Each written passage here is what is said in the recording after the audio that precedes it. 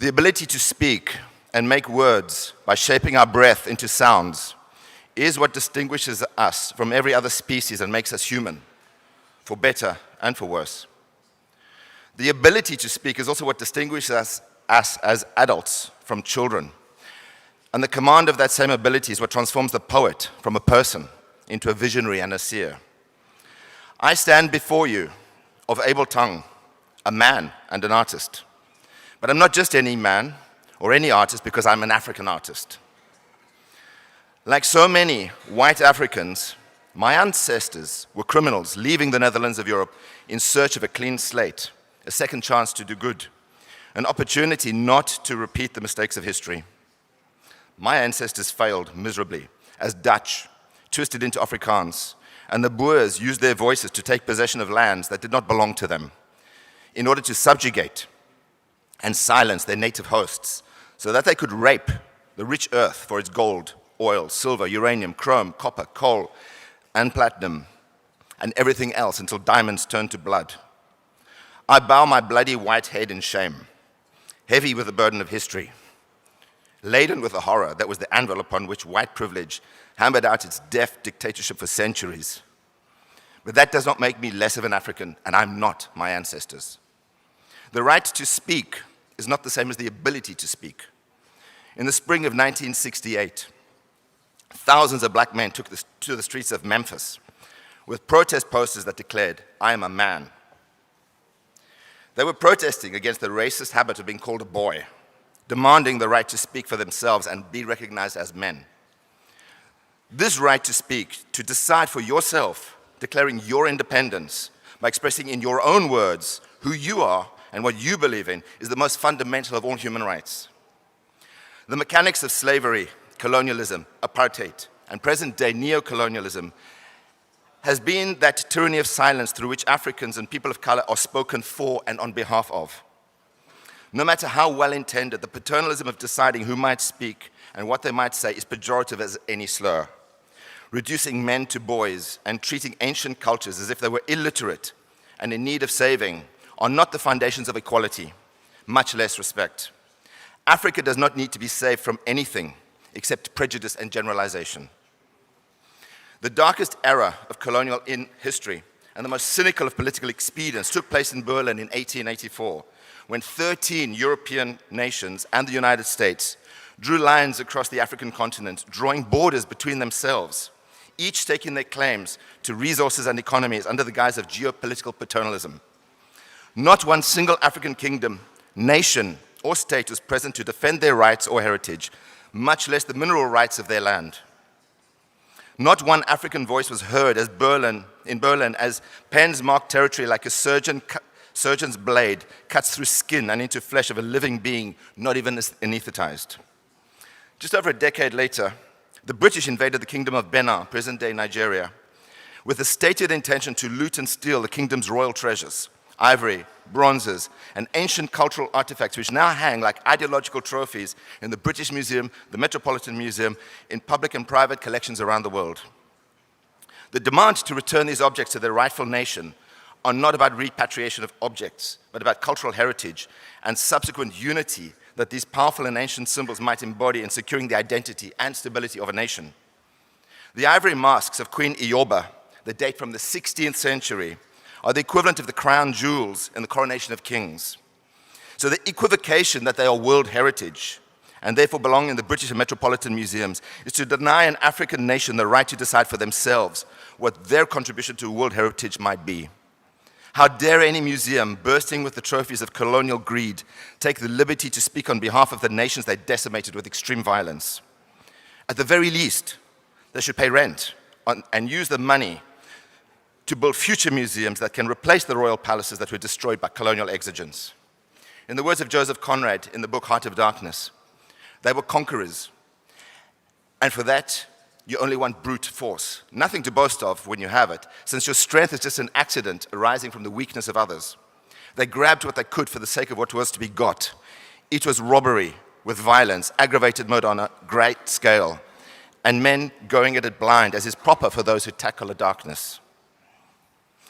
I'm not here to give you a history lesson so much as to suggest a change in direction of the ways we address the questions of history, whose story, and in particular, what we might call African art.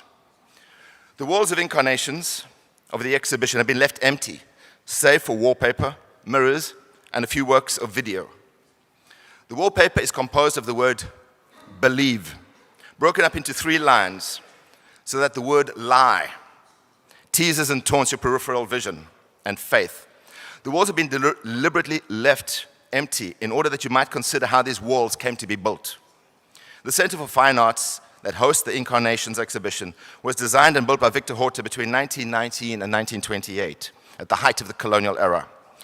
The economic wealth from the colony flowed through the streets of Brussels and, directly or indirectly, found symbolic embodiment in the Palace of Fine Arts. It is impossible to look at the grandeur, elegance, ambition, and proportion of this building without considering the context by which Belgium could afford such a building. As you catch yourself looking at the mask, as you catch yourself looking in the mirror, consider how your gaze might be influenced by the habits of your learning, what you believe in, and consider looking back at yourself from the other side of the mask. The undeniable fact remains that Africa was never discovered, because unlike the New World, it was always there, always present, just on the other side of the Mediterranean, and more ancient than the Old World. Already in the 16th century, the Berber cartographer Leo Africanus presented a relatively accurate map of the continent orientated towards the south, and you will see it on the exhibition over there. This orientation is significant in guiding our tongues to speak with respect and appropriate dialect.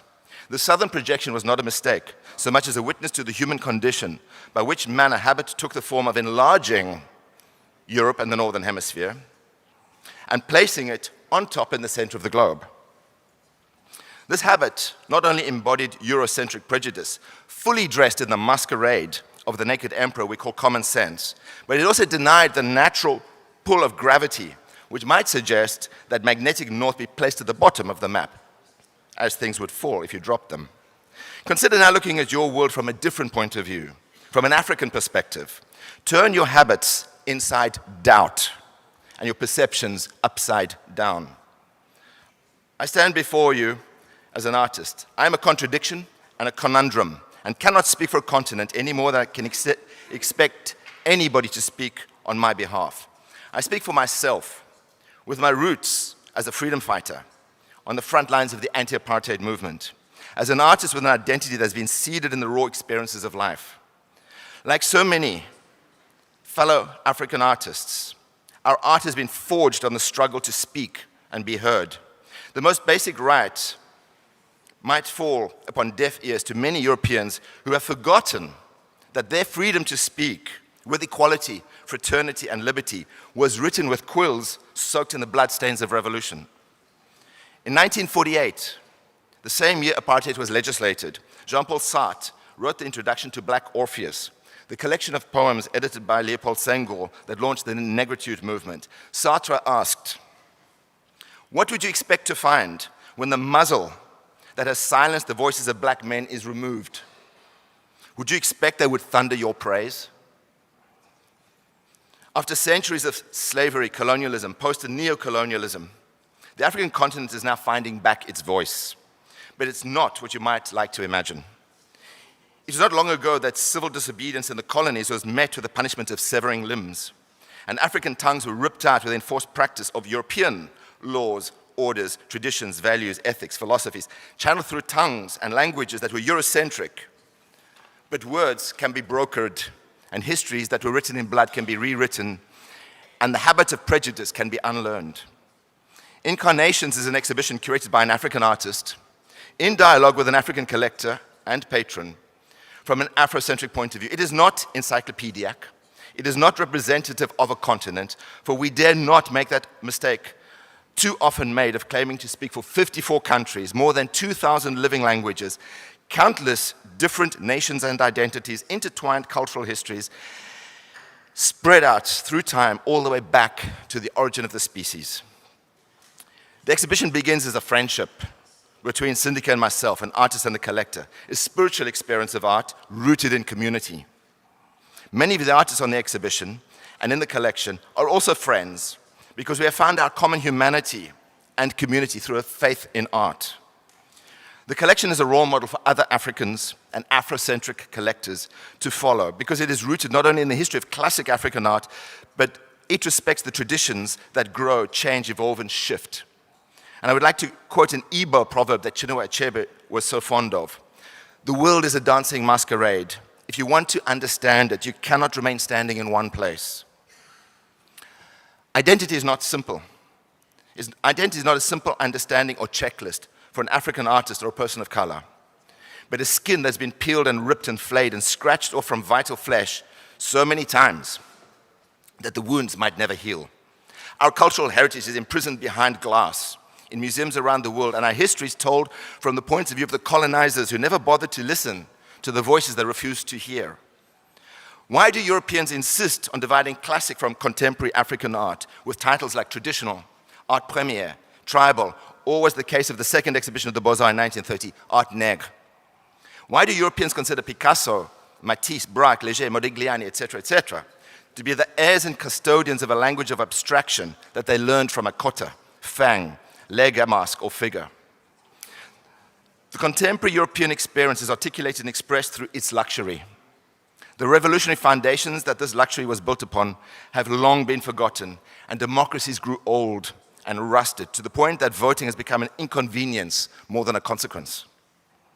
It makes sense from this point of view that European eyes might sing the praises of the lines, shapes, forms, patinas, and European provenance of classic African works of art, reducing their spirits to aesthetic form by which the so-called connoisseur might then ask, what does classic African art have in common with contemporary? From the other side of the map, from the other side of the mask, the first-hand experience in which identity is still a struggle and the right to speak has not yet translated into the right to be heard. African art is both rural and urban, continental and diasporic, digital and masquerade. Create arts from the spirits calling to be heard. These spirits might be as real as the demons embodied in Nkisi or the political protests of the Black Panther movement. Representation is not an economic privilege for an African artist, because representation is the witness to a struggle embodying spirits more powerful than experience. Picasso was one of the few European artists who understood this when he explained to André Malraux that African art is an exorcism, and that it gave him the keys to the understanding with which he was able to unlock his perceptions in order to paint Les Damoiselles d'Avignon. Please do not ask me to justify why I am an African, nor ask me what makes African art different. And I will repay you with the same courtesy to not ask you to justify the prejudice implicit in your question. Let me simply say that what makes African art special is that when you look at an African work of art, it looks right back at you because it is alive. African art is a witness to the time and place, regardless of where the artist chooses to live, the color of his or her skin, or the nature of their faith. In closing, I would like to read a few lines from a poem written in 1919, the same year that Horta began the construction of the building. The poem is called The Second Coming by the Irish poet William Butler Yeats, and it is appropriate not only because Yeats believed he was in spiritual contact with Leo Africanus, the author of the map over there, but also because it inspired and gave birth to the post-colonial novel Things Fall Apart by Chinua Achebe. Turning and turning in the widening gyre, the falcon cannot hear the falconer. Things fall apart. The center cannot hold. Mere anarchy is loosed upon the world. The blood-dimmed tide is loose, and everywhere the ceremony of innocence is drowned. The best lack all conviction, and the worst are full of passionate intensity. Indeed, things fall apart. The center cannot hold. And in the words of Miriam Makeba, Mama Africa, a luta continua.